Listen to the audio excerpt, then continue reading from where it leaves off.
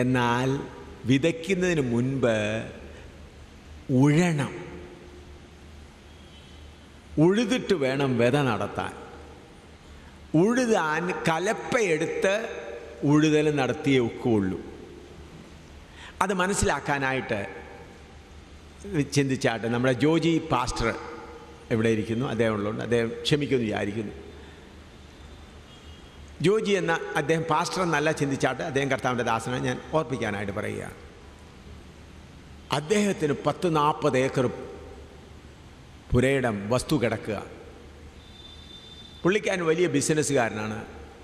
അതുകൊണ്ട് അത്രയും സ്ഥലം അവിടെ കിടക്കുന്നത് കൊണ്ട് പുള്ളിക്കാരൻ അതിന് തേങ്ങയൊക്കെ ഇട്ടങ്ങ് പോവുകയാണ്. ഞാൻ അതിൻ്റെ വസ്തുവിൻ്റെ ഒരു കോണിൽ പുറമ്പോക്കിൽ ഒരു ചെറ്റക്കുടിലിനകത്ത് താമസിക്കുന്ന ഒരാളാണ്. ഞാൻ ചിന്തിക്കുകയാണ്, ഈ ജോജി അദ്ദേഹത്തിൻ്റെ ഇത്ര 10-40 ഏക്കർ സ്ഥലം കിടക്കുന്നല്ലോ, ഞാൻ എന്ത് ചെയ്യാൻ? രഹസ്യമായിട്ട് 1-2 ടൊമാറ്ററിൻ്റെ വിത്ത് അവിടെയൊക്കെ അങ്ങ് ഇട്ടേക്കാം. അത് കിളിച്ച് വരുമ്പോൾ ചെന്ന് പോയി പറിച്ചാൽ മതിയല്ലോ.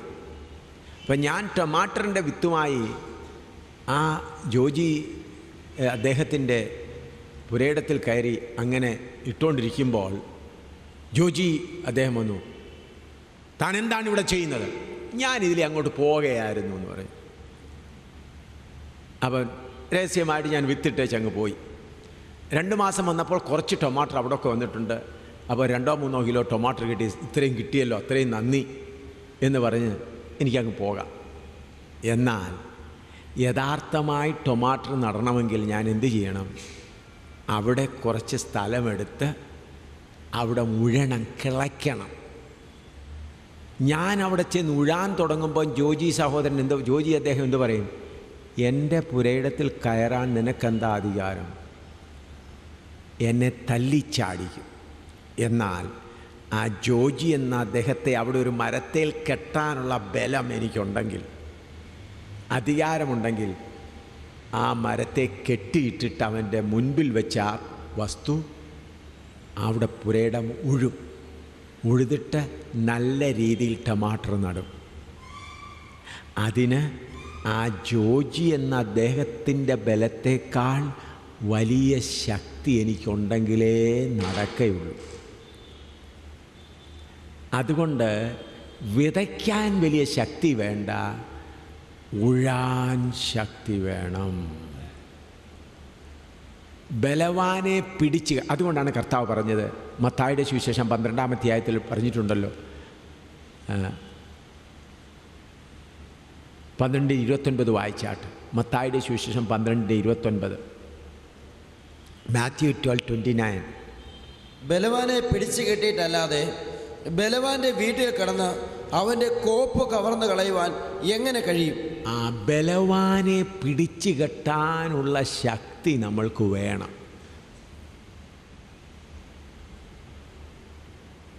എങ്കിൽ മാത്രമേ കാര്യം നടക്കുകയുള്ളൂ. ഇന്നലെ നിങ്ങൾ കണ്ടല്ലോ, വചനം പ്രസംഗിച്ചു കഴിഞ്ഞു. അപ്പോൾ പ്രസംഗിച്ച് തീരുന്നതിന് മുൻപേ അദ്ദേഹം അവിടെ വന്നിരുന്നു. ഞാൻ കണ്ടു, ചേർത്ത് നിൽക്കുകയായിരുന്നു. ഞാൻ പ്രസംഗിച്ച് തീരുന്നതിന് മുൻപ് കുറച്ചു നേരം വഴക്കുണ്ടാക്കി വെച്ച് പോയി. പിന്നെ അടിക്കാനായിട്ടാണ് വേറെ രണ്ടുപേരും കൂടെ കുടിച്ചു വന്ന് എങ്ങനെയും അടി നടത്തണം എന്നാൽ രണ്ടാമതും വന്നത്. എങ്കിലും കർത്താവ് അവരെ നമ്മളെ അടിക്കാൻ അനുവദിച്ചില്ല. ഇന്നലത്തെ കാര്യമാണ്, ഇന്നലെ വൈകിട്ടത്തെ കാര്യം. ക്യാമറ എല്ലാം തല്ലിപ്പൊട്ടിക്കാൻ എല്ലാം വേറെ 2 പേരെയും ഒരുക്കി വന്നതായിരുന്നു. എന്നാൽ കർത്താവ് അതിന് അനുവദിച്ചില്ല. ഇവിടെ സാധാരണ സുവിശേഷം പറഞ്ഞതേ ഉള്ളൂ. അപ്പോഴേക്കും ഇവിടുത്തെ ദൈവം എന്തു ചെയ്തു? തലപൊക്കി. എന്നാൽ യേശുക്രിസ്തു മാത്രം ദൈവം എന്നുള്ളത് പറയാതെ ഞാൻ രോഗശാന്തി പറഞ്ഞുകൊണ്ടിരുന്നതിൽ ഒരുത്തരും ഓരോ ബഹളവും ഉണ്ടാകുകയില്ലായിരുന്നു. അവരും വന്ന് ക്യൂ ലൈനിൽ വന്ന് നിന്ന് പ്രാർത്ഥിച്ചേച്ച് പോകുമായിരുന്നു. അപ്പോൾ യഥാർത്ഥ സുവിശേഷം പറയണമെങ്കിൽ അത് യുദ്ധമാണ്. ആ യുദ്ധത്തിന് ആത്മാവിൻ്റെ ബലത്താൽ പിടിച്ചു കെട്ടിയിട്ട് വേണം കാര്യങ്ങൾ നടത്താൻ. ഇന്ന് സുവിശേഷം അറിയിക്കുന്നതിനെക്കുറിച്ചുള്ള ശരിയായ വെളിപ്പാട് അനേകർക്കും ഉണ്ടായിട്ടില്ല. മത്തായിയുടെ സുവിശേഷം 10-ാം അധ്യായം 5 മുതൽ 10 വരെ വായിച്ചാട്ട്. മത്തായിയുടെ സുവിശേഷം 10-ാം അധ്യായം 5 മുതൽ 10 വരെ. Matthew chapter 10 verse 5 to 10. ഈ 12 പേരെയും യേശു അയക്കുമ്പോൾ അവരോട് ആജ്ഞാപിച്ചതെന്നാൽ ജാതികളുടെ അടുക്കൽ പോകാതെയും ശമര്യരുടെ പട്ടണത്തിൽ കടക്കാതെയും ഇസ്രയേൽ ഗൃഹത്തിലെ കാണാതെ പോയ ആടുകളുടെ അടുക്കൽ തന്നെ ചെല്ലുവിൻ. നിങ്ങൾ പോകുമ്പോൾ സ്വർഗരാജ്യം സമീപിച്ചിരിക്കുന്നു എന്ന് ഘോഷിപ്പിൻ. രോഗികളെ സൗഖ്യമാക്കുവിൻ, മരിച്ചവരെ ഉയർപ്പിപ്പിൻ, കുഷ്ഠരോഗികളെ ശുദ്ധമാക്കുവിൻ, ഭൂതങ്ങളെ പുറത്താക്കുവിൻ. സൗജന്യമായി നിങ്ങൾക്ക് ലഭിച്ചു, സൗജന്യമായി കൊടുപ്പിൻ. ഇവിടെ കർത്താവ് അവരെ അയക്കുമ്പോൾ പറയുന്നത്, പോയി രോഗികളെ സൗഖ്യമാക്കുവീൻ, ഭൂതങ്ങളെ പുറത്താക്കുവീൻ, അത്ഭുതങ്ങളൊക്കെ ചെയ്യാനാണ് പറഞ്ഞത്. അവരൊന്ന് റിപ്പോർട്ട് കൊടുക്കുന്നു. ലൂക്കോസിൻ്റെ സുവിശേഷം 10:17 വായിച്ചാൽ. ലൂക്കോസിൻ്റെ സുവിശേഷം 10:17. ലൂക്കോസ് 10:17. ആ 70 പേർ സന്തോഷത്തോടെ മടങ്ങി വന്നു. കർത്താവേ, നിന്റെ നാമത്തിൽ ഭൂതങ്ങളും ഞങ്ങൾക്ക് കീഴടങ്ങുന്നു എന്ന് പറഞ്ഞു. ഭൂതങ്ങൾ ഞങ്ങൾക്ക് കീഴടങ്ങുന്നു. അവൻ അവരോട്, സാത്താൻ മിന്നൽ പോലെ. മതി. അപ്പോൾ 10 അവർ മടങ്ങി വന്നപ്പോൾ, കർത്താവേ, നീ പറഞ്ഞ കാര്യങ്ങളെല്ലാം നടക്കുന്നു, ഭൂതങ്ങൾ ഞങ്ങൾക്ക് എന്ത് ചെയ്യുന്നു? കീഴടങ്ങും. അവരെ അതിനുവേണ്ടി അയക്കുമ്പോൾ യേശുവിൻ്റെ നാമം മാത്രം ഉപയോഗിക്കാനേ പറഞ്ഞിട്ടുള്ളൂ. യേശുവിൻ്റെ നാമത്താൽ ഭൂതങ്ങൾ പുറത്താക്കപ്പെടുന്നു. യേശുവിൻ്റെ നാമത്തിൻ്റെ ശക്തിയാൽ രോഗികൾ സൗഖ്യമാകും. അപ്പോൾ അവർ പറഞ്ഞത് ദൈവരാജ്യം സമീപമായിരിക്കുന്നു എന്നാണ്. എന്നാൽ കർത്താവായ യേശു ക്രിസ്തു നമ്മുടെ പാപത്തിനു വേണ്ടി വില കൊടുത്ത് ഈ ലോകത്തിൽ നിന്ന് സ്വർഗങ്ങളിലേക്ക് പോകുമ്പോൾ എന്താണ് പറഞ്ഞിരിക്കുന്നത്? മത്തായി 28:18 മുതൽ 20 വരെ വായിച്ചാൽ. മത്തായി 28:18 മുതൽ 20 വരെ. യേശു അടുത്ത് ചെന്ന്, സ്വർഗത്തിലും ഭൂമിയിലും സകല അധികാരവും എനിക്ക് നൽകപ്പെട്ടിരിക്കുന്നു. ആകയാൽ നിങ്ങൾ പുറപ്പെട്ട് പിതാവിന്റെയും പുത്രന്റെയും നിങ്ങൾ പുറപ്പെട്ട് അവിടെ ഇവിടെയും രോഗികളെ സൗഖ്യമാക്കി സഭ സ്ഥാപിപ്പീൻ എന്നാണോ എഴുതിയിരിക്കുന്നത്? പറഞ്ഞാട്ടെ. ആകയാൽ നിങ്ങൾ പുറപ്പെട്ട് എൻ്റെ നാമത്തിൽ രോഗികളെ സൗഖ്യമാക്കി, മുടന്തരെ സൗഖ്യമാക്കി, കുരുടന്മാരെയും സൗഖ്യമാക്കി, ഭൂതങ്ങളെ വെളിപ്പാക്കി എൻ്റെ സഭ സ്ഥാപിപ്പീൻ. അങ്ങനെയാണോ എഴുതിയിരിക്കുന്നത്? വായിച്ചാട്ടെ. എന്താ അവിടെ എഴുതിയിരിക്കുന്നത്? എന്താണെന്ന് വായിച്ചാട്ടെ. ആകയാൽ നിങ്ങൾ പുറപ്പെട്ട് പിതാവിൻ്റെയും പുത്രൻ്റെയും പരിശുദ്ധാത്മാവിൻ്റെയും നാമത്തിൽ സ്നാനം കഴിപ്പിച്ചും ഞാൻ നിങ്ങളോട് കൽപ്പിച്ചതൊക്കെയും പ്രമാണിക്കാൻ തക്കവണ്ണം ഉപദേശിച്ചും കൊണ്ട് സകല ജാതികളെയും ശിഷ്യരാക്കിക്കൊള്ളുവിൻ. ഞാനോ ലോകാവസാനത്തോളം എല്ലാ നാളും നിങ്ങളോട് കൂടെ ഉണ്ട് എന്നരുളി ചെയ്തു. ദൈവരാജ്യത്തിൻ്റെ പണി ആരംഭിക്കുന്നത് പെന്തക്കോസ്ത് നാൾ മുതലാണ്. അത് രോഗശാന്തിയിലല്ല ആരംഭിച്ചത്, അത്ഭുതങ്ങളിലല്ല ആരംഭിച്ചത്, ഭൂതങ്ങളെ പുറത്താക്കിക്കൊണ്ടല്ല ആരംഭിച്ചത്, മനുഷ്യരെ പിടിച്ച് ശിഷ്യരാക്കിക്കൊണ്ടാണ് ആരംഭിച്ചത്. ഭൂതങ്ങളെ പുറത്താക്കാൻ, രോഗികളെ സൗഖ്യമാക്കാൻ യേശുവിൻ്റെ നാമം മതി. എന്നാൽ ശത്രുവിൻ്റെ അധീനത്തിൽ കിടക്കുന്നവരെ പിടിച്ചു കൊണ്ടുവരണമെങ്കിൽ ആത്മാവിൻ്റെ ബലം പ്രാപിക്കണം. ഇന്ന് ഈ ശുശ്രൂഷയാണോ കേരളത്തിൽ നടക്കുന്നത്? അപ്പോസ്തലനായ പത്രോസ് എഴുന്നേറ്റ് പ്രസംഗിച്ചു, 3000 പേര് ശിഷ്യരായി. ആ പ്രസംഗം നിങ്ങൾ വായിക്കുവേൻ. യേശു ക്രിസ്തു സൗഖ്യമാക്കുന്നവനെന്ന് ഒരു വാക്കെങ്കിലും അവിടെ പറഞ്ഞിട്ടുണ്ടോ? അവർക്ക് പറയാമായിരുന്നു, യേശു സൗഖ്യമാക്കും, നിങ്ങൾ വിശ്വസിപ്പീൻ. അവിടെ ഹൃദയത്തെ കുത്തുന്ന പാപത്തിൻ്റെ കാര്യം പറഞ്ഞ് അവിടെ ഹൃദയം ഉഴുകയായിരുന്നു ചെയ്തത്. അവിടെ ഹൃദയത്തെ എന്ത് ചെയ്തു? ഉഴുതു. അവിടെ ഹൃദയത്തെ ഉഴുതു കഴിഞ്ഞപ്പോൾ മനുഷ്യൻ്റെ ഹൃദയത്തിൽ എന്താണുള്ളത്? വായിക്കൽ മത്തായി സുവിശേഷം 11-ാം അധ്യായത്തിൽ അതിൻ്റെ 11-ാം അധ്യായത്തിൽ വായിച്ചിട്ടുണ്ടല്ലോ. 11-ാം അധ്യായത്തിൻ്റെ മനുഷ്യൻ്റെ ഹൃദയത്തിൽ ധനത്തിൻ്റെയും എന്താണ് അതിൻ്റെ 23-ാം വാക്യമാണെന്ന് തോന്നുന്നു. മത്തായിയുടെ സുവിശേഷം 13-ന്റെ. എന്നുള്ളതോ? ഒരുത്തൻ വചനം കേൾക്കുന്നുവെങ്കിലും ഈ ലോകത്തിന്റെ ചിന്തയും ധനത്തിന്റെ വഞ്ചനയും വചനത്തെ ഞെരുക്കിയിട്ട നിഷ്ഫലനായി തീരുന്നു. അപ്പോൾ മനുഷ്യന്റെ ഹൃദയത്തിൽ ഈ ലോകത്തിന്റെ ചിന്ത, ധനത്തിന്റെ ചിന്ത. അനേകര് മറ്റുള്ള സ്ഥലങ്ങളിൽ പോയി കുമ്പിടുന്നു, അവരുടെ കാര്യങ്ങൾ നടക്കുന്നു, യേശുവിൻ്റെ അടുക്കൽ വന്നാലും കിട്ടും എന്നുള്ള ആഗ്രഹത്തിൽ വരുന്നത് കൊണ്ട് ഉഴുതൽ നടക്കുന്നില്ല. ഈ വചനമാകുന്ന വിത്ത് കൊണ്ടുവരേണ്ടത് പരിശുദ്ധാത്മാവാണ്. ഒരു പാസ്റ്റർക്കും വചനമാകുന്ന വിത്ത് കൊണ്ടുവരാൻ കഴിയയില്ല. ഒരു പാസ്റ്റർക്കും ഒരു മനുഷ്യരുടെയും ഹൃദയത്തിൽ വചനമാകുന്ന വിത്ത് കൊണ്ടുവരാൻ കഴിയുകയില്ല. പാസ്റ്റർക്ക് അല്ലെങ്കിൽ പ്രാസംഗികർക്ക് ചെയ്യാവുന്ന എന്താണ്? വചനമാകുന്ന പറഞ്ഞ് കലപ്പയെടുത്ത് ഉഴുത് കഴിയുമ്പോൾ, നിലം ശുദ്ധീകരിക്കപ്പെട്ട് കഴിയുമ്പോൾ പരിശുദ്ധാത്മാവ് എന്ത് കൊണ്ടുവരും? വചനമാകുന്ന വിത്ത് കൊണ്ടുവരും. മറ്റേതെല്ലാം തോന്നൽ പ്രസ്ഥാനമാണ്. രക്ഷിക്കപ്പെടുന്നതിൽ ഈ ഇന്ന് കാണുന്ന കേരളത്തിലെ എല്ലാം തോന്നി, ഞാൻ രക്ഷിക്കപ്പെട്ടു എന്ന് തോന്നി. ഇപ്പം കർത്താവായ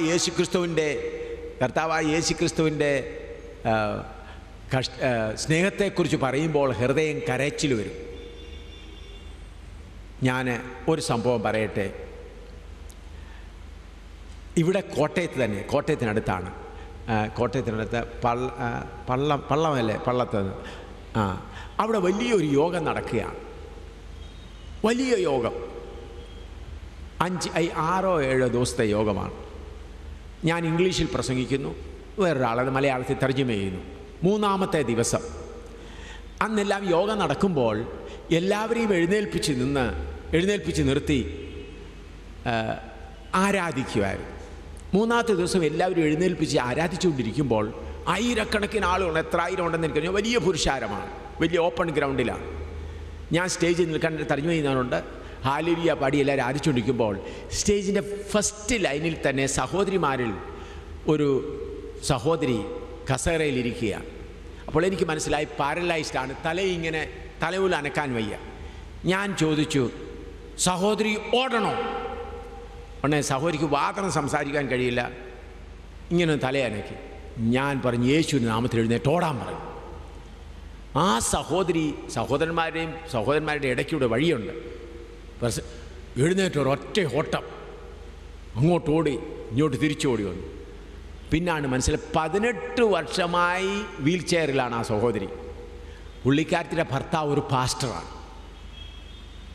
അപ്പോൾ ഈ സംഭവം കണ്ടപ്പോൾ എൻ്റെ ഹൃദയത്തിലൊരു സന്തോഷം പോലെ തോന്നി. ഏതോ ഒരു വലിയ കാര്യം നടന്നതുപോലെ. പ്രസംഗം തുടങ്ങിയിട്ടില്ല, ഞാൻ സ്റ്റേജിൽ നിൽക്കുക. എൻ്റെ കൂടെ ഇവിടെ അടുത്ത് നിങ്ങളുടെ കോട്ടയത്ത് പള്ളത്തെ കാര്യമാണ് ഈ പറയുന്നത്. അപ്പോൾ ഏതോ വലിയ കാര്യം നടന്നതുപോലെ അങ്ങനെ വന്നപ്പോൾ എൻ്റെ മേൽ വലിയൊരു അഭിഷേകം ഇങ്ങ് വന്നു. വലിയ അഭിഷേകം വന്നിട്ട് എൻ്റെ കൈയും കാലും വിറയ്ക്കുന്ന പോലെ, എനിക്ക് നിൽക്കാൻ വയ്യ. വലിയ സ്റ്റേജാണ്, ഞാനിങ്ങനെ നടക്കുകയാണ്, ഭയങ്കര അഭിഷേകം. അതിൻ്റെ കൂടെ ഒരു ശബ്ദം, preach the compassion of Jesus, യേശുവിൻ്റെ ദയയെക്കുറിച്ച് പ്രസംഗിക്കും. വലിയ ഒരത്ഭുതം നടന്നു, ജനങ്ങളെല്ലാം ഇളകിയിരിക്കുകയാണ്. എൻ്റെ മേൽ ഭയങ്കര അഭിഷേകം, വിറയ്ക്കുകയാണ്, എനിക്ക് കൺട്രോൾ ചെയ്യാൻ വയ്യ. അപ്പം ഒരു ശബ്ദം എന്താ കേൾക്കുന്നത്? Preach the compassion of Jesus. അകത്ത് നിന്ന് ചെറിയൊരു ശബ്ദം, ശിഷ്യരാക്കണോ അത്ഭുതം നടത്തണോ? ശ്രദ്ധിച്ചോ, എൻ്റെ ഉള്ളിൽ വന്ന ചെറിയ ശബ്ദം എന്താണ്? ശിഷ്യരാക്കണോ അത്ഭുതം. ഞാൻ കാല് തറയിൽ ഉറച്ചു വിട്ട് ഞാൻ ശിഷ്യരാക്കുമെന്ന് പറഞ്ഞു. അപ്പോഴേക്ക് അഭിഷേകം ഒന്ന് വിട്ടുപോയി. എനിക്ക് പള്ളത്ത് സ്റ്റേജിൽ വെച്ച് ഉണ്ടായ സംഭവമാണ് ഞാൻ നിങ്ങളോട് പറയുന്നത്, ആരുടെയും കടമെടുത്ത് പറഞ്ഞതല്ല.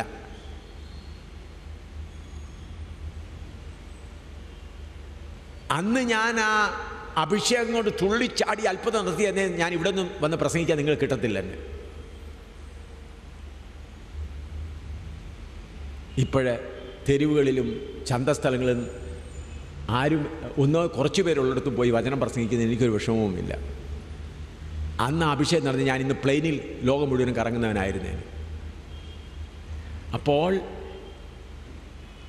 ഇന്ന് നടക്കുന്ന ഈ കുലുക്കവും ചാട്ടവും ഒന്നും പരിശുദ്ധാത്മാവിൽ കൂടെ ഉള്ളതല്ലവേ അല്ല.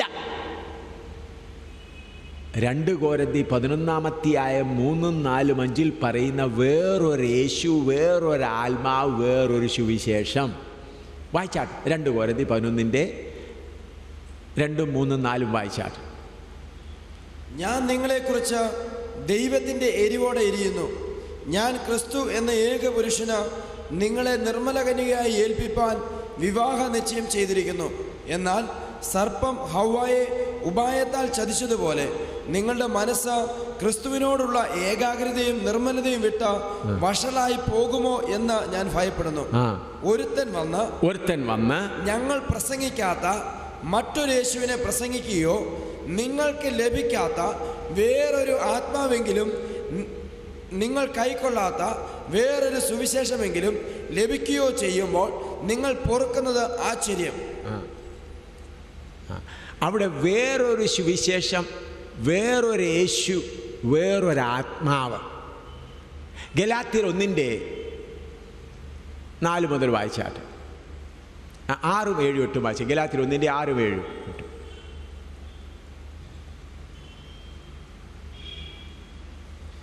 ക്രിസ്തുവിന്റെ കൃപയാൽ നിങ്ങളെ വിളിച്ചവനെ വിട്ട് നിങ്ങൾ ഇത്ര വേഗത്തിൽ വേറൊരു സുവിശേഷത്തിലേക്ക് മറയുന്നത് കൊണ്ട് ഞാൻ ആശ്ചര്യപ്പെടുന്നു. അത് വേറൊരു സുവിശേഷം എന്നല്ല, ചിലർ നിങ്ങളെ കലക്കി ക്രിസ്തുവിന്റെ സുവിശേഷം മറിച്ചു കളയുവാൻ ഇച്ഛിക്കുന്നു എന്നത്രേ. ക്രിസ്തുവിന്റെ സുവിശേഷം മറിച്ചു കളയുവാൻ നോക്കുന്നു. അങ്ങനെയുള്ളവർ കർത്താവിൻ്റെ അടുക്കൽ വന്ന് മത്തായിയുടെ സുവിശേഷം 7-21 മുതൽ 23 വരെ വായിച്ചാട്ട്. മത്തായി സുവിശേഷം 7-21 മുതൽ 21 വരെ. എന്നോട് കർത്താവേ കർത്താവേ എന്ന് പറയുന്നവൻ ഏവനുമല്ല, സ്വർഗസ്ഥനായ എൻ്റെ പിതാവിൻ്റെ ഇഷ്ടം ചെയ്യുന്നവനത്രേ സ്വർഗരാജ്യത്തിൽ കടക്കുന്നത്. കർത്താവേ കർത്താവേ, നിന്റെ നാമത്തിൽ ഞങ്ങൾ പ്രവചിക്കുകയും നിന്റെ നാമത്തിൽ ഭൂതങ്ങളെ പുറത്താക്കുകയും നിന്റെ നാമത്തിൽ വളരെ വീര്യപ്രവൃത്തികൾ പ്രവർത്തിക്കുകയും ചെയ്തില്ലയോ എന്ന് പലരും ആ നാളിൽ എന്നോട് പറയും. അന്ന് ഞാൻ അവരോട് ഞാൻ ഒരു നാളും നിങ്ങളെ അറിഞ്ഞിട്ടില്ല. അവർ ആരുടെ നാമത്തിലാണ് ചെയ്യുന്നത്? യേശുവിൻ്റെ നാമത്തിലാണ്. പക്ഷേ കർത്താവ് പറയുന്നതാണ്, ഞാൻ നിങ്ങളെ ഒരു നാളും അറിഞ്ഞിട്ടില്ല. അധർമ്മം പ്രവർത്തിക്കുന്നവരെ എന്നെ വിട്ടു പോകുവിനെന്ന് തീർത്തു പറയും. ഇന്ന് കേരളത്തിൽ നടക്കുന്ന സുവിശേഷ പ്രവർത്തനങ്ങളിൽ പരിശുദ്ധാത്മാവ് എവിടെല്ലാം ഉണ്ടെന്നുള്ളത് ആ പ്രവർത്തനത്തെ വചനപ്രകാരം തൂക്കി നോക്കിയാൽ മാത്രമേ മനസ്സിലാക്കുള്ളൂ. പരിശുദ്ധാത്മാവ് എവിടെയെല്ലാം ഉണ്ടെന്നുള്ളത്. ആത്മാവുണ്ട്. ഒരു സംഭവം കൂടെ പറയട്ടെ. കുറച്ച് വർഷങ്ങൾ മുൻപ് ഞാൻ ഇരുവേരൂരിൽ പ്രസംഗിക്കുകയായിരുന്നു. അവിടുന്ന് വൈകിട്ട് വിശ്രമിക്കുമ്പോൾ 11 മണിക്ക് ഞാൻ വീട്ടിൽ നിന്നു. അപ്പോൾ മാവേലിക്കരയിൽ നിന്ന് ഒരു കർത്താവിൻ്റെ ദാസൻ, ഞാൻ വളരെ ബഹുമാനിക്കുന്ന ഒരു കർത്താവിൻ്റെ ദാസൻ, എന്നേക്കാൾ 10-11 വയസ്സ് കൂടുതൽ പ്രായമുള്ള ഒരു കർത്താവിൻ്റെ ദാസനാണ്. അന്ന് അദ്ദേഹം കർത്താവിൻ്റെ വേലയിലായി 42 വർഷത്തിൽ കൂടുതലായി. അദ്ദേഹം എന്നോട് പറഞ്ഞു, ശാമുവേൽ കുട്ടി, എൻ്റെ ആത്മാവിനെ ഒന്ന് പരിശോധിക്കണം. ഞാൻ പറഞ്ഞു, അച്ചായൻ എന്തായി പറയുന്നേ? ഇല്ല. അപ്പം ഞാൻ യോഗം കഴിഞ്ഞ് വന്ന് ക്ഷീണിച്ച് 11 മണിയായി വിശ്രമിക്കാനുള്ള സമയത്തിൽ പോകുമ്പോഴാണ് എൻ്റെ മുറിയിൽ വന്ന് പറയുക. അപ്പോൾ പറഞ്ഞു, അച്ചായ കാര്യം എന്താ? ഞാൻ 40 ദിവസം ഉപവാസം ഇരുന്നു. 40-ാം ദിവസം എനിക്കൊരു വലിയൊരു അഭിഷേകം കിട്ടി. അതിനുശേഷം ഏതെല്ലാം രോഗിയുടെ മേൽ ഞാൻ കൈവച്ചാൽ അവർക്കെല്ലാം ഉടൻ സൗഖ്യമാണ്. അത് രോഗികൾ വന്ന് പറയുന്നതിന് മുൻപേ എനിക്ക് മനസ്സിലാകും അവരുടെ രോഗം എന്താണ്. അതുകൊണ്ട് വലിയ ആൾക്കൂട്ടം എൻ്റെ വീട്ടിൽ വന്നുകൊണ്ടിരിക്കുക. വെളി രാജ്യങ്ങളിൽ ജോലിക്ക് പോയിട്ട് കാര്യം, വീസയുടെ കാര്യങ്ങൾ, ഇതെല്ലാം എനിക്ക് വെളിപ്പെട്ടിട്ടും അതെല്ലാം അച്ചട്ടായിട്ട് സംഭവിക്കുന്നുണ്ട്. ഈ മാസവും ഞാൻ 1,30,000 രൂപയോളം ബാങ്കിൽ കൊണ്ടിട്ടു എന്ന് പറഞ്ഞു. കാരണം ഓരോരുത്തർ കൊണ്ടുവന്ന് ബക്കറ്റിനകത്ത് 10,000 20,000 കെട്ടുകണക്കിന് പണം ഇടുന്നതെന്ന് പറഞ്ഞു. ഞാൻ പറഞ്ഞു, അച്ഛാ നല്ലതല്ലയോ? എന്നെ പറഞ്ഞു, എൻ്റെ ഹൃദയത്തിൽ ഒരു ചിന്ത, ഈ വരുന്നവരെല്ലാം ഭൗതികമായ കാര്യങ്ങൾക്ക് വേണ്ടിയാണല്ലോ, ഇവർ രക്ഷിക്കപ്പെടുന്നുണ്ടോ എന്നൊരു ചിന്ത വന്നപ്പോൾ ആരോ എന്നോട് പറയുന്നത് പോലെ എം ശ്യാമലിൻ്റെ അടുക്കൽ പോയി നിൻ്റെ ആത്മാവിനെ പരിശോധിക്കുക എന്ന് പറയും. അത് ഞാൻ വന്നതാണെന്ന് പറയും. രാത്രി പോയി. അപ്പോൾ ഞാൻ പറഞ്ഞു, അച്ഛാ ഒന്നിരിക്കുക. ഞാൻ തലയിൽ കൈവച്ചപ്പോൾ ഒന്ന് ഞെട്ടി. അപ്പോൾ എനിക്ക് മനസ്സിലായി ആത്മാവ് ശരിയല്ല. ഞാൻ പറഞ്ഞു, കർത്താവേ, എന്നേക്കാൾ വളരെ പ്രായമുള്ളൊരു കർത്താവിൻ്റെ ദാസനാണ്. 42 വർഷം, അന്നത്തെ 42 വർഷം കർത്താവിൻ്റെ വേലയിലായിരിക്കുകയാണ്. അദ്ദേഹത്തിൻ്റെ കീഴിൽ കർത്താവിൻ്റെ വേലക്കാരുണ്ട്. അദ്ദേഹം ഉത്തരവാദിത്തോട് ചെയ്യുന്ന ആളാണ്, മാവേലിക്കരക്കാരനാണ്. ഞാൻ പറഞ്ഞു, അച്ചായൻ വിശ്രമിക്കുക. ഞാൻ കർത്താവിനോട് പ്രാർത്ഥിച്ചു, കർത്താവേ എന്താണ്? അദ്ദേഹത്തെ അടുത്ത മുറിയിൽ വിശ്രമിക്കാനായി വിട്ടു. കർത്താവ് പറഞ്ഞു, ഒന്ന് ഷൈനാകാൻ ആഗ്രഹമുണ്ടായി, എൻ്റെ മിനിസ്ട്രി ഒന്ന് വിളങ്ങണം, എൻ്റെ വേലയൊന്ന് തെളിയണം, അതിനുവേണ്ടി ഉപവാസം ഇരുന്ന് അന്നേരം നല്ലപോലെ മിനുക്കുന്നവൻ അഭിഷേകിച്ചതാണെന്ന് പറഞ്ഞു. അപ്പം 4 മണിക്ക് ഞാൻ അദ്ദേഹത്തെ വിളിച്ച് എഴുന്നേൽപ്പിച്ചു. എഴുന്നേറ്റ് നമുക്ക് പ്രാർത്ഥിക്കാമെന്ന് പറഞ്ഞു. ഞാൻ പറഞ്ഞു, അച്ചായ പറ, എന്തുകൊണ്ടാണ് ഉപവാസം വരുന്നത്? അദ്ദേഹം പറഞ്ഞു, എനിക്കൊന്ന് തിളങ്ങണം, എൻ്റെ വേലയൊന്ന് ഷൈനാകണമെന്നൊരാഗ്രഹം എനിക്കുണ്ടായിരുന്നു, അതിനുവേണ്ടിയാണ് പ്രാർത്ഥിച്ചത്. അപ്പോൾ ഞാൻ പറഞ്ഞു, പ്രാർത്ഥിക്കാം. ശക്തി വെളിപ്പെട്ടു. ഘോര യുദ്ധം ആ കർത്താവിൻ്റെ ദാസന് പറഞ്ഞത്. എത്ര ആയിരം ദാസന്മാരെയാണ് ഞാൻ അഭിഷേകിച്ച് ഇന്ത്യയിലും കേരളത്തിലും അമേരിക്കയിലും എൻ്റെ വേല നടത്തിക്കൊണ്ടിരിക്കുന്നത്. ഏകദേശം 3/4 മണിക്കൂറോളം മല്ലയുദ്ധം ചെയ്തു കഴിഞ്ഞപ്പോൾ ആ ശക്തി കീഴടങ്ങി, വിട്ടുപോയി. ഉടനെ ആ അച്ചായൻ പറയാൻ തുടങ്ങി, എനിക്ക് പരിശുദ്ധാത്മാവിൻ്റെ ശരിയായ നിറവ് വേണം. വീണ്ടും കരഞ്ഞ് പ്രാർത്ഥിക്കാൻ തുടങ്ങി. അരമണിക്കൂറോളം പ്രാർത്ഥിച്ചപ്പോൾ ദൈവം തൻ്റെ ആത്മാവിനാൽ ആ കർത്താവിൻ്റെ ദാസനെ നിറയ്ക്കുവാനിടയായി. എഴുന്നേറ്റ് നിന്ന് നെഞ്ചത്ത് കൈവച്ചുകൊണ്ട് ഇങ്ങനെ പറയണം, എൻ്റെ കർത്താവേ, എനിക്കൊന്നും ഷൈനാകണ്ട, നീ ഏത് വേല എന്നെ ഏൽപ്പിക്കുന്നു അതെനിക്ക് ചെയ്താൽ മതി, ഈ ആത്മാവിനെ എന്നിൽ നിന്ന് മാറ്റരുത് എന്ന് കരഞ്ഞുകൊണ്ട് പറയാൻ തുടങ്ങി. ഞാൻ പറയാൻ വന്നത്, പ്രിയമുള്ളവരെ, അന്ധകാര ശക്തി കേരളത്തെ മൂടിക്കൊണ്ടിരിക്കുകയാണ്. ഈ രോഗശാന്തിയെല്ലാം നടത്തുന്നത് ദൈവത്തിൻ്റെ ആത്മാവാണെന്ന് നമുക്ക് തീർച്ചയായും പറയുവാൻ കഴിയുകയില്ല. രോഗശാന്തി അല്ല ഇന്നാവശ്യമായിരിക്കുന്നത്, യേശു ക്രിസ്തു മാത്രം ദൈവം എന്ന് കേരളത്തിലെ ജനങ്ങൾക്ക് മനസ്സിലാകുമ്പോൾ ഈ ശബരിമലയിലുള്ള ഓട്ടവും അവിടെ ഇവിടെയും പോകുന്ന ഓട്ടങ്ങളും അതുപോലെ ഈ മറ്റുള്ള സ്ഥലങ്ങളിൽ പോകുന്നതെല്ലാം കുറഞ്ഞിട്ട് ജനങ്ങൾ ക്രിസ്തുവിങ്കിലേക്ക് വരുവാനിടയാകും. അതുകൊണ്ട് ഇന്ന് ആവശ്യമായിരിക്കുന്നത് ആത്മാവിൽ മല്ലയുദ്ധം ചെയ്തിട്ട് ജനങ്ങളുടെ ഹൃദയത്തെ ഉഴുവാൻ ആത്മാവിൻ്റെ അഭിഷേകം പ്രാപിച്ചവരെയാണ് ആവശ്യം. ഇന്ന് രോഗശാന്തിയല്ല ആവശ്യം. അപ്പോസ്തലനായ പത്രോസ് രോഗശാന്തി പ്രസംഗിച്ചില്ല, സ്തേഫാനോസ് രോഗശാന്തി പ്രസംഗിച്ചില്ല, പൗലോസ് രോഗശാന്തി പ്രസംഗിച്ചില്ല. എന്നാൽ അവർ പോയിടത്തെല്ലാം ദൈവം എന്ത് ചെയ്തു? വചനം ഉറപ്പിച്ചു. മർക്കോസിൻ്റെ സുവിശേഷം 16-ാം അധ്യായത്തിൻ്റെ ഒടുവിലത്തെ വാക്യം വായിച്ചാട്ട്. മർക്കോസിൻ്റെ സുവിശേഷം 16-ാം അധ്യായത്തിൻ്റെ ഒടുവിലത്തെ വാക്യം. അവർ പുറപ്പെട്ട് എല്ലായിടത്തും പ്രസംഗിച്ചു, കർത്താവ് അവരോടുകൂടെ പ്രവർത്തിച്ചും അവരാൽ നടന്ന അടയാളങ്ങളാൽ വചനത്തെ ഉറപ്പിച്ചും പോന്നു. നമ്മുടെ വചനത്തെ ഉറപ്പിക്കുവാൻ ഞങ്ങൾ പോകുന്ന സ്ഥലത്ത് എത്രയോ സ്ഥലങ്ങൾ അത്ഭുതങ്ങൾ നടത്തിയിട്ടുണ്ട്. മരിച്ചവരെ കർത്താവ് ഉയർത്തെഴുന്നേൽപ്പിച്ചിട്ടുണ്ട്. അതൊന്നും ഞങ്ങൾ പറഞ്ഞിട്ടില്ല. എന്നിൽ ആ അഭിഷേക ശക്തി വന്നത് എന്തുകൊണ്ട്? അതുകൂടെ ഞാൻ പറയട്ടെ. ഞാൻ കോട്ടയത്ത് പള്ളത്ത് നിന്നപ്പോൾ എൻ്റെ മേൽ അഭിഷേക ശക്തി വന്നത് എന്തുകൊണ്ട്? ഇതിനു മുൻപ് എത്രയോ ജന്മനാ കുടിരടായവരെ കർത്താവ് സൗഖ്യമാക്കിയിട്ടുണ്ട്. മുടന്തര എഴുന്നേറ്റ് ഓടിയിട്ടുണ്ട്. എത്ര കാര്യം. മരിച്ചവർ ഉയർത്തെഴുന്നേറ്റിട്ടുണ്ട്. 5 സ്ഥലത്ത് നിന്ന് മരിച്ചവരെ ദൈവം ഉയർത്തെഴുന്നേൽപ്പിച്ചിട്ടുണ്ട്. അവരിന്നും ജീവനോടുണ്ട്. അന്നെല്ലാം ഈ സംഭവങ്ങൾ നടക്കുമ്പോൾ എൻ്റെ ഹൃദയം അങ്ങ് കർത്താവേ, അയോഗ്യനായ എന്നെ കൂടെ നീതി ചെയ്തല്ലോ എന്ന് പറഞ്ഞ് എൻ്റെ ഹൃദയം ഉരുകുകയും കരയുകയുമായിരുന്നു. എന്നാൽ കോട്ടയത്ത് പള്ളത്ത് അത് നടന്നപ്പോൾ എനിക്കൊരു സന്തോഷം. ഞാൻ ഏതോ വലിയ കാര്യം ചെയ്തല്ലോ. എം ശ്യാമയിൽ ഉണ്ടായിരുന്ന ഞാൻ പൊങ്ങി വന്നപ്പോൾ ദൈവം മറ്റേ അഭിഷേകിക്കുന്നവനെ അയച്ചതാ എന്നെ ഒന്ന് പരിശോധിക്കാൻ. ദൈവം അയച്ചതാ. ദൈവം അയക്കുമോ? നമുക്ക് വായിക്കാം. 1 തെസ്സലോനിയിൽ എടുത്താട്ടെ. ദൈവം അങ്ങനെ അയക്കുമോ? ഇപ്പം നിങ്ങൾ ചോദിക്കും, ഈ പറയുന്നത് എന്താ, വചനത്തിന് വിരുദ്ധമല്ലയോ ഈ പറയുന്നത്? 2 തെസ്സലോനി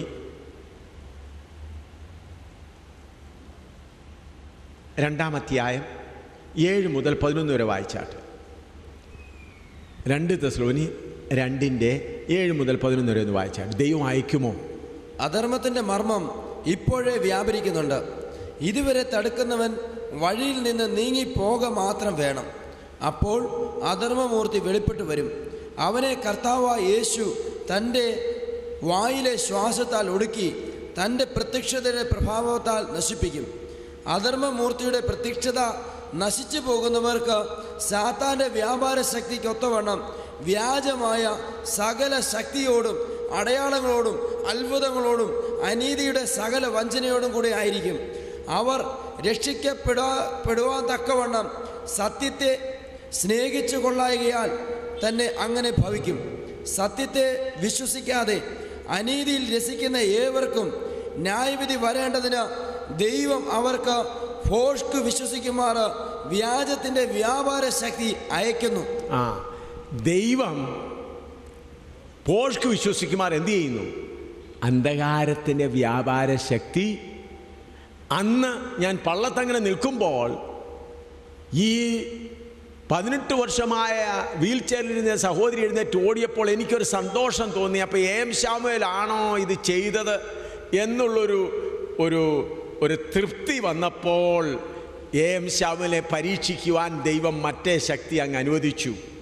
എൻ്റെ ഉള്ളിൽ പരിശുദ്ധാത്മാവ് പ്രവർത്തിക്കുന്നപ്പോൾ ഭയങ്കര വ്യാപാരമാണ്, അങ്ങ് വിറയ്ക്കുകയാണ് ശരീരം, ശക്തിയാണ് മുഴുവനും. അപ്പോഴെന്താ പറയുന്നത്? Preach the compassion of Jesus, യേശുവിൻ്റെ സ്നേഹത്തെക്കുറിച്ച്, ദയയെക്കുറിച്ച് പ്രസംഗിക്കുക. അപ്പോൾ അകത്തെ മനുഷ്യന് വന്ന ശബ്ദം എന്താണ്? ശിഷ്യനാക്കണോ രോഗസൗഖ്യം നടത്തണോ? ഞാൻ അന്ന് ആ സമയത്ത് എനിക്ക് രോഗസൗഖ്യമല്ല, ശിഷ്യനാക്കുന്ന ജോലിയാണ്. ഹല്ലേലൂയ. പ്രിയമുള്ളവരെ, ഇതനുഭവിച്ചറിഞ്ഞിട്ട് ഞാൻ പറയുകയാണ്. അതുകൊണ്ട് ഇന്ന് കേരളത്തിൽ ഞാൻ പറയട്ടെ, ഈ പാലാ പട്ടണത്തിൽ യഥാർത്ഥ സുവിശേഷം പ്രസംഗിച്ചു കൊണ്ടിരുന്നെങ്കിൽ ഇന്നലെ ആ സഹോദരൻ പൊങ്ങി വരികയില്ലായിരുന്നു. ആ സഹോദരനെ പൊക്കിക്കൊണ്ടുവന്നതാണ്. ഇവിടെയുള്ള പാലായിൽ വാഴുന്ന ശക്തി പൊക്കിക്കൊണ്ടുവന്നതാണ്.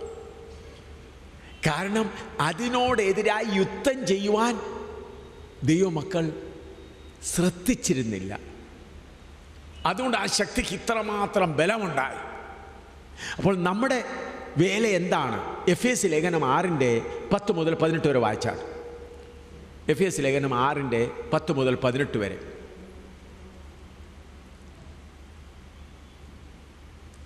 ഒടുവിൽ കർത്താവിലും അവൻ്റെ അമിത ബലത്തിലും ശക്തിപ്പെടുവിൻ. പിശാചിന്റെ തന്ത്രങ്ങളോട് എതിർത്ത് നിൽപ്പാൻ കഴിയേണ്ടതിന് ദൈവത്തിൻ്റെ സർവായുധവർഗം ധരിച്ചുകൊള്ളുവിൻ. നമുക്ക് പോരാട്ടമുള്ളത് മലയാളത്തിൽ പോരാട്ടമെന്നാണ്, എന്നാൽ അവിടെ മല്ലയുദ്ധം, റെസ്ലിംഗ് എന്നാണ് അതിൻ്റെ അർത്ഥം. അതിൻ്റെ അർത്ഥം നിങ്ങളൊന്ന് ശ്രദ്ധിക്കണേ. അതിൻ്റെ ഗ്രീക്ക് ശബ്ദത്തിൽ അത് എഴുതിയിരിക്കുന്ന ഗ്രീക്ക് ഭാഷയിൽ നോക്കിയാൽ മല്ലയുദ്ധം ചെയ്ത് ഗുസ്തി പിടിച്ച് മറ്റേ എതിരാളിയെ കീഴെ ഇട്ടിട്ട് ഗൂജൌട്ടി സൈസ്, നമ്മുടെ വിരൽ കൊണ്ട് അവൻ്റെ കണ്ണ് തള്ളി പുറത്താക്കണം, അവനെ തോൽവി സമ്മതിപ്പിക്കണം. അതാണ് മല്ലയുദ്ധം. ആരോടായി മല്ലയുദ്ധം ചെയ്യേണ്ടത്? ആരോടൊക്കെയാണ്? ജഡരക്തങ്ങളോടല്ല, ജഡരക്തങ്ങളോടല്ല, വാഴ്ചകളോടും അധികാരങ്ങളോടും ഈ അന്ധകാരത്തിന്റെ ലോകാധിപതികളോടും സ്വർലോകങ്ങളിലെ ദുഷ്ടാത്മ സേനയോടും അത്രേ. അതുകൊണ്ട് നിങ്ങൾ ദുർദിവസത്തിൽ എതിർപ്പാനും സകലവും സമാപിച്ചിട്ട് ഉറച്ചു നിൽപ്പാനും കഴിയേണ്ടതിന് ദൈവത്തിന്റെ സർവായുധവർഗം എടുത്തുകൊള്ളുവിൻ. പ്രിയമുള്ളവരെ, നമ്മൾ യുദ്ധക്കളത്തിലാണ്. 1 തിമോത്തിയോസ് 1:18 വായിച്ചാട്ട്. 1 തിമോത്തിയോസ് 1:18. മകനെ തിമോത്തിയോസേ, നിന്നെക്കുറിച്ച് മുമ്പുണ്ടായ പ്രവചനങ്ങൾ കൊത്തവണ്ണം ഞാൻ ഈ ആജ്ഞ നിനക്ക് ഏൽപ്പിക്കുന്നു. നീ വിശ്വാസവും നല്ല മനസാക്ഷിയുമുള്ളവനായി അവയെ അനുസരിച്ച് നല്ല യുദ്ധസേവ ചെയ്യുക. പ്രിയമുള്ളവരെ, നമ്മൾ രക്ഷിക്കപ്പെട്ട നാൾ മുതൽ യുദ്ധക്കളത്തിൽ പ്രവേശിച്ചിരിക്കുകയാണ്. യുദ്ധക്കളത്തിൽ പ്രവേശിച്ചിരിക്കുന്ന ഒരു ഭടന് ജീവിതത്തിലെ സുഖസൗകര്യങ്ങളെക്കുറിച്ചല്ല ചിന്ത. ഞങ്ങൾ മിലിറ്ററിയിലായിരുന്നപ്പോൾ, ഞാൻ പാകിസ്ഥാൻ്റെ യുദ്ധത്തിലുണ്ടായിരുന്നു, ചൈനയുടെ യുദ്ധത്തിലുണ്ട്. യുദ്ധം വരുമ്പോഴേ ആദ്യം പറയുന്ന ഫാമിലി ഡിസ്പോസ് ഓഫ്, നിങ്ങളുടെ കുടുംബങ്ങളെയെല്ലാം വീട്ടിൽ പറഞ്ഞുവിടും. കാരണം കുടുംബം അവിടെ ഉണ്ടെങ്കിൽ അന്നേരം കുടുംബത്തെക്കുറിച്ചുള്ള ചിന്തയുണ്ടാകും. ആ ജവാന്മാരെല്ലാവരും യുദ്ധം ചെയ്യണമെന്നെങ്കിൽ അവർക്ക് എന്ത് ചെയ്യണം? കുടുംബത്തെക്കുറിച്ച് ഒരു ചിന്തയും ഉണ്ടാകണം. നാം യുദ്ധക്കളത്തിലാണ്, നമ്മുടെ സുഖവാസം ഇവിടെ അല്ല. എന്നാൽ ഇന്ന് അനേക അനുഗ്രഹ പ്രാസംഗികന്മാരെ സാത്താൻ എഴുന്നേൽപ്പിച്ച് നിർത്തിയിരിക്കുകയാണ്. നരകത്തിൻ്റെ അഭിഷേകം പ്രാപിച്ച്, സാത്താൻ്റെ ലൂസിഫറിൻ്റെ അഭിഷേകം പ്രാപിച്ച് അനേക പ്രാസംഗികന്മാർ ഭൗതിക നന്മകളുടെ അനുഗ്രഹം പ്രസംഗിച്ചുകൊണ്ടിരിക്കുകയാണ്. എവിടാ പ്രസംഗിക്കുന്നത്? യുദ്ധക്കളത്തിൽ. കാരണം കേരളത്തിലെ ജനങ്ങൾ യുദ്ധം ചെയ്യരുത്, അവർ സന്തോഷിച്ച് ജീവിക്കട്ടെ. പറയുന്നത് എന്താ? നിങ്ങളുടെ അപ്പൻ, സ്വർഗത്തിലെ അപ്പൻ, പഴയ നിയമത്തിലെ അബ്രഹാമിനും ഇസാക്കിനും ഒക്കെ ദൈവം ഇത്രയും ധനം കൊടുത്തിട്ടുണ്ടെങ്കിൽ സങ്കീർത്തനം കൊടുത്തിട്ടില്ലയോ? നിങ്ങൾക്ക് കൊടുത്തുകൂടായോ? പ്രിയ സഹോദര സഹോദരി, അബ്രഹാമും ഇസാക്കും ഒന്നും ദൈവ കുടുംബത്തിൽ ജനിച്ചിക്കപ്പെട്ടവരല്ല. ദൈവ കുടുംബത്തിലെ ജനനം ആരംഭിച്ചത് പെന്തക്കോസ്ത് നാൾ മുതലാണ്. നമ്മെ യുദ്ധക്കളത്തിലാക്കിയിരിക്കുകയാണ്. നമ്മുടെ സന്തോഷം യുദ്ധം തീരുമ്പോഴാണ് തുടങ്ങുന്നത്. ഇപ്പോൾ ഓട്ടക്കളത്തിലാണ്, ഇപ്പോൾ ഓടിക്കൊണ്ടിരിക്കുകയാണ്. അപ്പോൾ ഇന്നത്തെ കേരളത്തിലെ പ്രാസംഗികന്മാർ എന്താണ് പറയുന്നത്? സുഖിച്ചോ, ഓട്ടം പിന്നെ. ആനന്ദിച്ചു. സാത്താന്റെ അഭിഷേകം, ദുഷ്ടാത്മാവിന്റെ അഭിഷേകം, വചനവിരുദ്ധമായിട്ടുള്ള. പത്രോസ് എന്താ പറയുന്നത്? 1 പത്രോസ് 1:2-11 വായിച്ചാൽ പത്രോസ് എന്താ പറയുന്നത്? പ്രിയമുള്ളവരെ, പ്രവാസികളും പരദേശികളുമായ നിങ്ങളെ ആത്മാവിനോട് പോരാടുന്ന ജഡമോഹങ്ങളെ വിട്ടകന്ന് ജാതികൾ നിങ്ങളെ ദുഷ്പ്രവർത്തിക്കുക. അപ്പോൾ പരദേശികൾ വാസ്തവത്തിൽ യാത്രക്കാരാണ് നാം. രക്ഷിക്കപ്പെട്ട ദൈവവൈതലേ, നീ രക്ഷിക്കപ്പെട്ട അന്നു മുതൽ നിന്റെ യാത്ര തുടങ്ങിയിരിക്കുകയാണ്. നീ സിയോനിലേക്ക് യാത്ര ചെയ്തുകൊണ്ടിരിക്കുകയാണ്. ഇതാണ് സത്യസുവിശേഷം. ഇതാണ് ദൈവവചനത്തിലുള്ള സുവിശേഷം. മറ്റ് നിങ്ങളെ സന്തോഷിപ്പിക്കുന്ന എല്ലാം സാത്താന്യമാണ്. 100% സാത്താന്യം. 50% 95% അല്ല. കേരളത്തിലെ ദൈവസഭയെ മുടിപ്പിക്കുവാൻ അഭിഷേകവും നിലനിന്നുള്ള അഭിഷേകവും എല്ലാം കൂടെ. ഞങ്ങളുടെ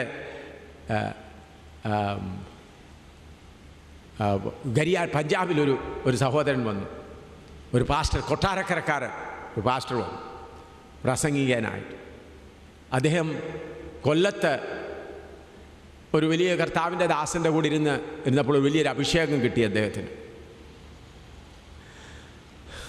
സുരേഷ് ബാബു എന്ന മഹാനായ അദ്ദേഹത്തിൻ്റെ കൂടെ ഇരുന്നപ്പോൾ വലിയൊരു അഭിഷേകം കിട്ടി കൊല്ലത്ത്. അദ്ദേഹം അത് കഴിഞ്ഞ് ജബൽപൂർ വലിയ യോഗങ്ങൾ നടത്തി. അപ്പോൾ അവിടുന്ന് പറഞ്ഞു ജമ്മു കാശ്മീരിലെ AM ശ്യാമിലൂടെ അവിടെ പോകാം. ജമ്മുവിൽ വന്നു. ഞാനപ്പോൾ വേറെ ഇവിടുത്തെ യോഗങ്ങൾ കഴിഞ്ഞ് വന്നതാണ്. അപ്പോൾ എന്നോട് പറഞ്ഞു, എന്നോട് ദൈവത്തിൻ്റെ 30-35 വയസ്സുള്ള BTH ഒക്കെ എടുത്ത് നല്ല പ്രായം, 35 വയസ്സിൽ കൂടുതൽ കൊട്ടാരക്കരാൻ ഒരു കർത്താവിൻ്റെ ദാസൻ. ഞാൻ വിചാരിച്ചപ്പോൾ ഞാൻ വളരെ ക്ഷീണിച്ചിരിക്കുന്നു. അത് കഴിഞ്ഞ് ഗരിയാല എന്ന് പറയുന്ന സ്ഥലത്ത് 4 ദിവസം കഴിഞ്ഞ് യോഗമുണ്ട് പഞ്ചാബിൽ, നോർത്തേൺ പഞ്ചാബിലുള്ള സഭകളുടെ എല്ലാം. ഞാൻ പറഞ്ഞു കർത്താവിൻ്റെ ദാസനെ അവിടെ വന്ന് പ്രസംഗിക്കാം, എനിക്കൊരു വിശ്രമം കിട്ടുമല്ലോ എന്ന് വിചാരിച്ചു. ഞാൻ അദ്ദേഹത്തെ അതിനുവേണ്ടി ക്ഷണിച്ചു. അപ്പോൾ അവിടെ താമസിച്ച് വേറെ സഹോദരന്മാർ നോക്കിയിരുന്നു. ഞങ്ങളവിടെ യോഗസ്ഥലത്ത് ചെന്നു. യോസേഫ് ഞാൻ പറഞ്ഞു ഞാനിന്ന് വിശ്രമിക്കട്ടെ. പാസ്റ്റർ തന്നെ ഇന്ന് അവിടുത്തെ പാസ്റ്റർമാരോട് പറഞ്ഞു, ഇന്ന് ഈ കർത്താവിൻ്റെ ദാസൻ പ്രസംഗിക്കും, കർത്താവ് ഇദ്ദേഹത്തെ അത്ഭുതമായി ഉപയോഗിച്ചുകൊണ്ടിരിക്കുകയാണ്.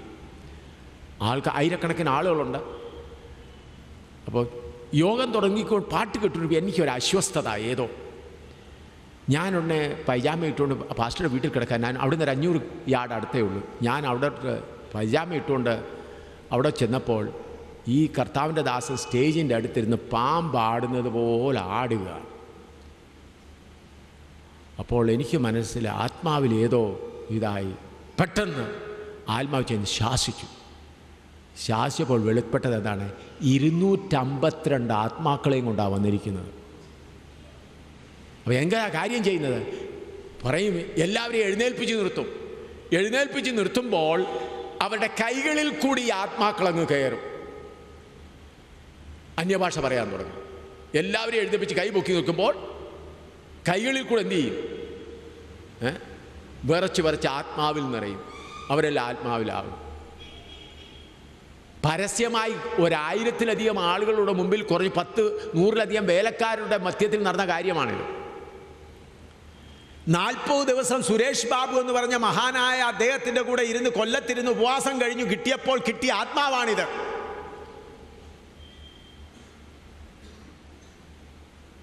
ഞാൻ ചലഞ്ച് ചെയ്തുകൊണ്ട് പറയുകയാണ്, കേരളമേ ദൈവവചനത്തിലേക്ക് മടങ്ങി വരിക. ദൈവവചനത്തിലേക്ക് മടങ്ങി വരിക. എന്ത് ചെയ്താലും വചനാടിസ്ഥാനമായിരിക്കണം. എം ശാമുൽ ചെയ്താലും ആര് ചെയ്താലും വചനാടിസ്ഥാനം. രോഗസൗഖ്യം നടത്തി ആള് കൂട്ടാനല്ല, ഓരോരുത്തരുടെ ഹൃദയത്തെ ഉഴുത് പരിശുദ്ധാത്മാവുടെ ഹൃദയത്തിൽ മായമില്ലാത്ത അക്ഷയമായ വചനമാകുന്ന വിത്ത് അവിടെ ഹൃദയത്തിൽ വരുവാൻ തക്കവണ്ണം ഹൃദയങ്ങളെ ഒരുക്കണം. അതിനുവേണ്ടി മല്ലയുദ്ധം ചെയ്യണം. ആരോടാണ്? ഈ ലോകത്തുള്ള സകല ശക്തികളോടും. 2 കൊരിന്ത്യർ 4:4 വായിച്ചാൽ ആരോടെല്ലാം നമ്മൾ യുദ്ധം ചെയ്യണം? 2 കൊരിന്ത്യർ 4:4 ദൈവപ്രതിമയായ ക്രിസ്തുവിന്റെ തേജസ്സുള്ള സുവിശേഷത്തിന്റെ പ്രകാശനം ശോഭിക്കാതിരിപ്പാൻ ഈ ലോകത്തിന്റെ ദൈവങ്ങളോടെല്ലാം യുദ്ധം ചെയ്യണം.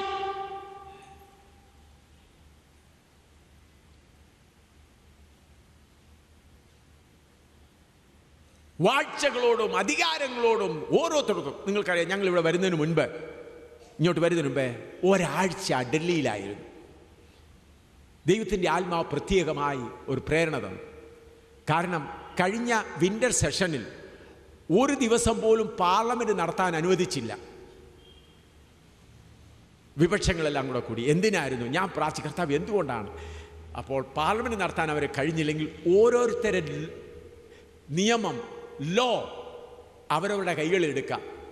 BJPക്ക് അവരുടെ ഇഷ്ടത്തിന് നടത്താം, കോൺഗ്രസിന് അവരുടെ ഇഷ്ടത്തിന് നടത്താം. സുവിശേഷത്തിനെതിരായി അവർക്ക് അവരുടെ ഇഷ്ടം പോലെ പ്രവർത്തിക്കാനുള്ള വഴിയൊരുക്കാനാണ്. അപ്പോൾ ഞാനും എൻ്റെ കൂടെ ഉണ്ടായിരുന്ന കർത്താവിൻ്റെ ദാസിദാസും ഡൽഹിയിലുള്ള സഭകളെല്ലാം കൂടെ കൂടി ഞങ്ങൾ ഈ ഒരാഴ്ച ജാനുവരി 1 മുതൽ 7 വരെ ഭയങ്കര മല്ലയുദ്ധമായിരുന്നു. ഓരോരോ സ്ഥലങ്ങൾ. ഞങ്ങൾ ആദ്യം ജമാ മസ്ജിദ്, ഡൽഹിയിലേക്ക് ഏറ്റവും വലിയ, ഇന്ത്യയിലെ ഏറ്റവും വലിയ മുസ്ലിങ്ങളുടെ ഇതാണ് ജുമാ മസ്ജിദ്. അവിടെ പോയി ആത്മാവിൽ യുദ്ധം ചെയ്തുകൊണ്ടിരുന്നു. അതിനുശേഷം ജൈൻ ക്ഷേത്രങ്ങളും മറ്റുള്ള ക്ഷേത്രങ്ങളെല്ലാം ആത്മാവിൽ യുദ്ധം ചെയ്തുകൊണ്ടിരുന്നു. അത് കഴിഞ്ഞ് ഇന്ത്യയുടെ ഭരണം ആരംഭിച്ചത് നിങ്ങൾക്കെല്ലാവരും ലാൽ കിലായിൽ ഉണ്ട്. അതിനകത്തൊരു സിംഹാസനം മുഗൾ എംപറേഴ്സിൻ്റെ, അവിടെയാണ് ഡൽഹി ആരംഭിച്ചത്. അവിടെ യുദ്ധം ചെയ്തു.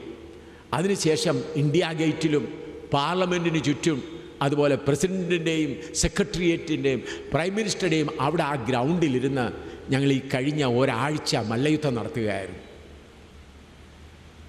കാരണം ഈ ശക്തികളെ പിടിച്ചടക്കിയെങ്കിൽ മാത്രമേ ഇന്ത്യയിൽ സുവിശേഷം ഇനിയും തുടർന്നു കൊണ്ടുപോകാൻ കഴിയുകയുള്ളൂ. അവിടെയായി വളരെ സാത്താന്യ ശക്തികൾ വളരെ ശക്തിയോടെ എഴുന്നേറ്റ് നിന്നുകൊണ്ടിരിക്കുകയാണ്. ഈ ലോകത്തിൻ്റെ ദൈവങ്ങളോട് ദൈവമക്കൾ മല്ലയുദ്ധം ചെയ്യണം. ഈ ലോകത്തിൻ്റെ ദൈവങ്ങൾ ആളുകളെ പിടിച്ച് അടക്കി വച്ചുകൊണ്ടിരിക്കുകയാണ്. അപ്പോൾ ഈ ലോകത്തിൻ്റെ ദൈവങ്ങളായവരോട് മല്ലയുദ്ധം ചെയ്ത് അവരെ പിടിച്ച് അവരുടെ കയ്യിൽ നിന്ന് വിടുവിച്ചിട്ട് അവരുടെ ഹൃദയത്തിൽ വചനമാകുന്ന പാപത്തെക്കുറിച്ചും ഈ ലോകത്തിൻ്റെ ആഗ്രഹങ്ങളെക്കുറിച്ചും പറഞ്ഞ് അവരുടെ ഹൃദയം ഉഴണം. ഉഴുതു കഴിയുമ്പോൾ പരിശുദ്ധാത്മാവാകുന്ന ദൈവം രക്ഷയുടെ വിത്ത് അവരുടെ ഹൃദയത്തിൽ കൊണ്ടുവരും.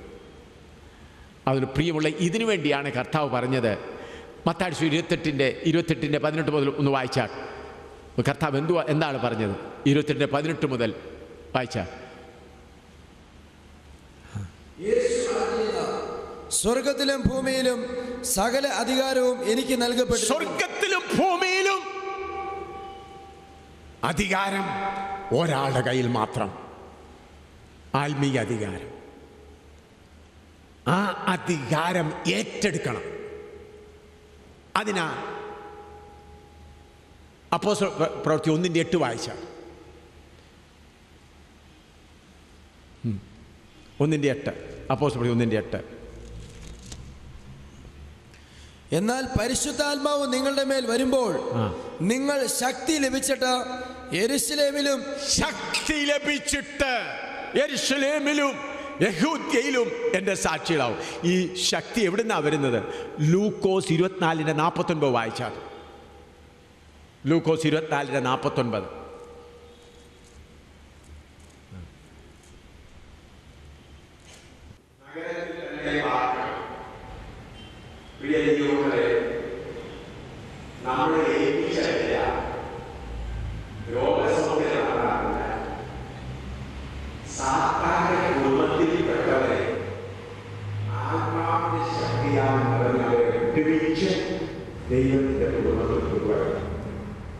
നമ്മുടെ മൂത്ത സഹോദരനാകുന്ന യേശുക്രിസ്തു അവൻ്റെ രക്തം വരെ ചിന്തി ഈ യുദ്ധത്തിനു വേണ്ടി. നിങ്ങൾ വിട്ടേരാ, നിങ്ങൾ ചിന്തിക്കേണ്ടത്. നമ്മുടെ മൂത്ത സഹോദരനാകുന്ന ക്രിസ്തു എന്തു ചെയ്തു? തൻ്റെ അവസാന തുള്ളി രക്തം വരെയും കൊടുത്തു. നമ്മൾ ആ കുടുംബത്തിൻ്റെ അംഗങ്ങളാണെങ്കിൽ നമ്മുടെ രക്തം വരെ കൊടുത്ത് കേരളത്തെ നേടണം. ഇവിടെയുള്ള സകല ശക്തികളെയും മുട്ടുകുത്തിക്കണം. അതിനാണ് പരിശുദ്ധാത്മാവിനെ ദൈവം തന്നിരിക്കുന്നത്. ഉയരത്തിലെ ശക്തി, രോഗസൗഖ്യം നൽകാൻ ശക്തി വേണ്ട, യേശുവിൻ്റെ നാമം മതി. എന്നാൽ ഈ അന്ധകാര ശക്തികളെ യേശുവിൻ്റെ പേരും പറഞ്ഞ് വരുന്ന ശക്തികൾ ഏതൊക്കെയാണെങ്കിലും ആ ശക്തികളെയെല്ലാം മുട്ടുകുത്തിക്കണം. ഇപ്പോൾ ആ ക്ഷേത്രത്തിൽ പോകാൻ ആളുകൾക്ക് താല്പര്യമില്ല. അവൻ്റെ അമ്മ വളരെ കാളിദേവിയുടെ ഭക്തിയായിരുന്നു. അവൾക്കും പോകാൻ താല്പര്യമില്ല. അങ്ങനെ ക്ഷേത്രങ്ങളെ കാലിയാക്കണം. അതിനാണ് പരിശുദ്ധാത്മ ശക്തി തന്നിരിക്കുന്നത്. അന്യഭാഷ പറഞ്ഞ് ചാടിക്കടക്കാനല്ല, ആത്മാവിൻ്റെ ശക്തി പ്രാപിക്കുക. കേരളത്തിലെ ദൈവജനമേ, നമ്മൾക്ക് ലഭിച്ചിരിക്കുന്ന യഥാർത്ഥ വെളിപ്പാട് എന്താണെന്ന് മനസ്സിലാക്കി എന്ത് വിലയും കൊടുത്ത് പരിശുദ്ധാത്മ ശക്തിയാൽ നിറഞ്ഞവരായി ജനങ്ങളെ വിടുവിക്കുക എന്നുള്ളതാണ്. കർത്താവ് പറഞ്ഞെന്താണ്? ഉയരത്തിൽ നിന്ന് ശക്തി പ്രാപിക്കുക. ദാഹത്തോടെ നിങ്ങൾ പ്രാർത്ഥിക്കുമെങ്കിൽ ഉയരത്തിൽ നിന്നുള്ള ശക്തി പ്രാപിക്കാം. നമുക്ക് പ്രാർത്ഥിക്കാം. അല്പനേരം നമുക്ക് പ്രാർത്ഥിക്കാം. നിങ്ങൾക്ക് ആർക്കെങ്കിലും കസേരയിൽ നിന്ന് പ്രാർത്ഥിക്കാം. നിങ്ങൾക്ക് ആർക്കെങ്കിലും ആത്മാവിൽ പ്രേരണ തോന്നുന്നുണ്ട്, എനിക്കിവിടെ വന്ന് പ്രാർത്ഥിക്കണമെങ്കിൽ ഇവിടെ വന്നിരുന്ന് പ്രാർത്ഥിക്കാം. ആ മുട്ടിന്മേൽ ഇരുന്നുകൊണ്ട് പ്രാർത്ഥിക്കാം. കസേരയിലിരുന്ന് പ്രാർത്ഥിക്കാം. കർത്താവേ, നിൻ്റെ ശക്തി ഞങ്ങളുടെ മേൽ അയക്കണമേ. നിൻ്റെ ശക്തി ഞങ്ങളുടെ മേൽ അയക്കണമേ. നിൻ്റെ ശക്തി ഞങ്ങളുടെ മേൽ അയക്കണമേ. യഥാർത്ഥ ശക്തിയാൽ നിറഞ്ഞവരായി ശത്രുവിൻ്റെ കോട്ടകളെ തകർക്കുവാൻ ഞങ്ങളുടെ മേൽ നീ ബലം പകരണമേ എന്ന് നമ്മൾക്ക് ഹൃദയംഗമായി നമ്മുടെ ദൈവത്തോട് പ്രാർത്ഥിക്കാം. ഹല്ലേലൂയ. ഓരോ ശക്തികളും മുട്ടുമടക്കട്ടെ. യേശുവിൻ്റെ നാമത്തിൽ ഓരോ ശക്തികളും മുട്ടുമടക്കട്ടെ.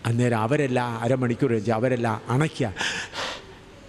അണയ്ക്കുകയായിരുന്നു. എനിക്ക് അല്പം പോലും ക്ഷീണമുണ്ട്. പിന്നെ അവിടെ നിന്ന് 7 കിലോമീറ്റർ നടന്ന് ഞങ്ങൾ താമസിക്കുന്ന വീട്ടിൽ ചെന്നു. ഭാര്യയോട് പറഞ്ഞില്ല എനിക്ക് ഉത്തരവ് ഉണ്ടായെന്ന്. അല്പം കുടിക്കാൻ തരമ്പോൾ ഞാൻ കട്ടിലിൽ നിന്ന് കടന്നു. ഒരു 10 മിനിറ്റ് കഴിഞ്ഞപ്പോഴാണ് ദേഹത്ത് വേദന തുടങ്ങിയത്. അതുവരെ ആ ശക്തി വ്യാപരിച്ചുകൊണ്ടിരിക്കുകയായിരുന്നു. ഹല്ലേലൂയ. സ്തെഫനോസിൻ്റെ മുൻപിൽ മുകളിൽ വലിയ കല്ലെറിയുമ്പോൾ എന്നെ എറിയരുതേ എന്ന് പറയാതെ ദൈവമേ അവരോട് ക്ഷമിക്കണമേ എന്ന് പറയുന്നു. അതുകൊണ്ടാണ് അപ്പോസ്തലനായ പൗലോസ് പറഞ്ഞത്, ഈ മൺകൂരാരത്തിൽ ഈ അത്യന്ത ശക്തി. ഹല്ലേലൂയ. ഈ അത്യന്ത ശക്തി. ആകയാൽ ദൈവജനമേ, നിങ്ങൾ ഈ അത്യന്ത ശക്തി പ്രാപിപ്പാനായി കാത്തിരിക്കണമേ. അത്യന്ത ശക്തി പ്രാപിപ്പാനായി കാത്തിരിക്കണമേ. ഹല്ലേലൂയ. ഇന്ന് ഉച്ച കഴിഞ്ഞ് 3 മണി വീണ്ടും പരിശുദ്ധാത്മാവിൻ്റെ ശക്തിക്ക് വേണ്ടിയുള്ള പ്രത്യേക പ്രാർത്ഥനയുണ്ട്. അതിന് താല്പര്യമുള്ളവർ കടന്നു വരണം, പ്രാർത്ഥിക്കണം. ഇപ്പോൾ കർത്താവിൻ്റെ ദാസൻ പ്രാർത്ഥിച്ച് യോഗം അവസാനിപ്പിക്കും. കർത്താവേ, ഞങ്ങളെ സ്തുതിക്കുന്നു. കർത്താവേ, അവിടുത്തെ വലിയ കൃപയ്ക്കായി സ്തോത്രം. യേശു മാത്രം കർത്താവ് എല്ലാവരും ഏറ്റുപറയുവാൻ തക്കവണ്ണം കർത്താവെ ദേശത്തിന്മേൽ ദൈവശക്തി പകരണനാഥ. പരിശുദ്ധാത്മാവ് ശക്തിയോടെ വ്യാപരിക്കണനാഥ. എല്ലാവരും ജീവിപ്പിക്കുന്ന ആത്മാവിനെ പ്രാപിക്കുവാൻ വിശേഷമായ കൃപ ഈ നാളിൽ പകരണമെന്ന് പ്രാർത്ഥിക്കുന്നു. ഹൃദയങ്ങളെ കർത്താവിൽ ഏകാഗ്രമാക്കുവാൻ യേശുവേ നാഥ അവിടുന്ന് കൃപ പകരണമേ. ദേശത്തോട് കൃപ ചെയ്യണം നാഥ. കേൾക്കുന്ന വചനങ്ങൾ വിട്ടുകളവാനല്ല, ഹൃദയത്തിൽ സംഗ്രഹിപ്പാൻ വിശേഷമായ ഒരു കൃപ നൽകണമെന്ന് പ്രാർത്ഥിക്കുന്നു. കർത്താവേ, അന്ത്യകാലത്ത് സകല ജഡത്തിൻ്റെ മേൽ ആത്മാവിനെ പകരുമെന്ന് പറഞ്ഞ കർത്താവേ, ഈ നാളിലും ആദ്യ നൂറ്റാണ്ടിൽ പകരപ്പെട്ടതുപോലെ അതേ ആത്മാവിൻ്റെ ശക്തിയാൽ എല്ലാവരും നിറയുവാൻ, സ്വാതന്ത്ര്യത്തോടെ ദൈവത്തെ ആരാധിപ്പാൻ, ആത്മാവിലും സത്യത്തിലും അങ്ങ് ആരാധിപ്പാൻ കർത്താവ് കൃപ ചെയ്യണമെന്ന് പ്രാർത്ഥിക്കുന്നു. കർത്താവെ, എല്ലാവരും വചനം ശ്രദ്ധിച്ച് കേൾക്കുവാൻ, കർത്താവെ ക്രൂശിക്കപ്പെട്ടവനായ യേശുവിനെ എല്ലാവരും കണ്ടെത്തുവാനുള്ള കൃപ നൽകണമെന്ന് പ്രാർത്ഥിക്കുന്നു. കർത്താവിൽ ഫലമേൽപ്പിക്കുന്ന വൈകുന്നേരത്തെ കൂട്ടായ്മയിൽ വിശേഷമായൊരു അഭിഷേകം, പരിശുദ്ധാത്മാവിൻ്റെ ശക്തി എല്ലാവരും പ്രാപിക്കുവാൻ കർത്താവ് ഇടയാക്കണം. അതിനായുള്ള വാഞ്ചയോടുകൂടെ വരുവാൻ കർത്താവെ, ആർത്തിയുള്ളവനെ തൃപ്തി വരുത്തുന്ന ദൈവം ഹൃദയങ്ങളിൽ വലിയ കൃപ നൽകണമെന്ന് പ്രാർത്ഥിക്കുന്നു. പ്രാർത്ഥനയുടെ കൃപയ്ക്കായി സ്തോത്രം, യേശുവിൻ നാമത്തിൽ ആമേൻ.